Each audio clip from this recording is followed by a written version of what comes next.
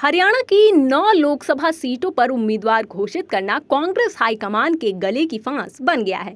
3 Lok Sabha seat Rohtak, Ambala और सिरसा को छोड़कर किसी भी लोकसभा सीट पर उम्मीदवारों के नाम को लेकर पूर्व मुख्यमंत्री भूपेंद्र सिंह हुड्डा, कुमारी शैलजा, रणदीप सुरजेवाला और किरण चौधरी गुट में सहमति नहीं बन पा रही। कांग्रेस की गुटबाजी को लेकर पूर्व केंद्रीय मंत्री चौधरी बीरेंद्र सिंह ने भी अभी पत्ते नहीं खोले हैं।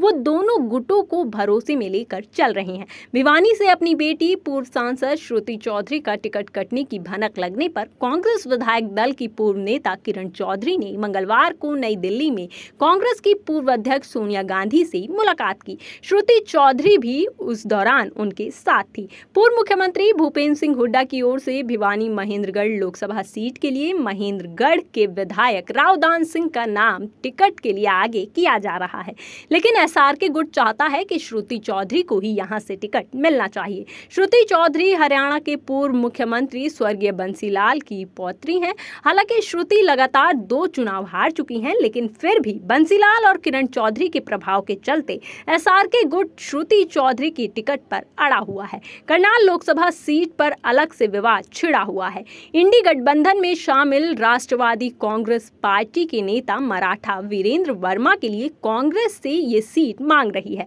मराठा ने कुछ दिन पहले ही नई दिल्ली में पूर्व सीएम भूपेंद्र सिंह हुड्डा से भी मुलाकात की थी। कांग्रेस हाईकमान ये सीट एनसीपी को देने के लिए तैयार बताया जा रहा है, लेकिन हुड्डा गुट नहीं चाहता कि करनाल लोकसभा सीट एनसीपी को दी जाए। इंडिया गठबंधन के सहयोगी के नाते आम आदमी पार्टी को कुरुक्षेत्र लोकसभा सीट पहले ही दी जा चुकी है, जहां से आप के प्रदेश अध्यक्ष डॉक्टर सुशील गुप्ता चुनाव लड़ रहे हैं। कांग्रेस के राजनीतिक गलियारों में इस बात की चर्चा है कि 9 लोकसभा सीटों के उम्मीदवारों के नाम घोषित करने को लेकर पार्टी में जिस तरह सिर्फ उटव्वल की स्थिति बनी हुई है, उससे टिकट घोषित होने के बाद उम्मीदवारों के नाम पे चुनाव प्रचार पर जबरदस्त विपरीत असर पड़ना तय है।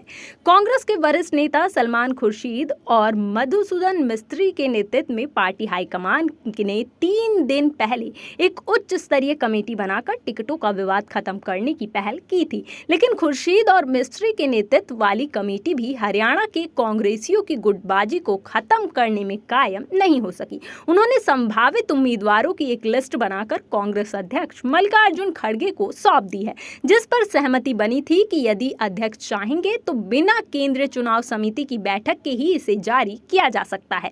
बताया जाता है कि मंगलवार को ही खड़गे का स्वास्थ्य ठीक नहीं होने के कारण इस लिस्ट पर कोई चर्चा नहीं हो सकी।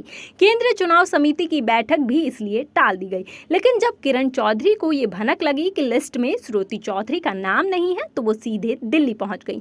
किरण चौधरी की पुरानी हिस्ट्री है कि हुड्डा सरकार में जब मंत्रिमंडल से उनका मंत्रालय छीन लिया गया था, तो कुछ घंटों के बाद ही वो उसे वापस कराने में कामयाब हो गई थी। कांग्रेस की आपसी गुटबाजी के बावजूद पार्टी उम्मीदवारों के नाम पर किसी भी समय मुहर लग सकती है।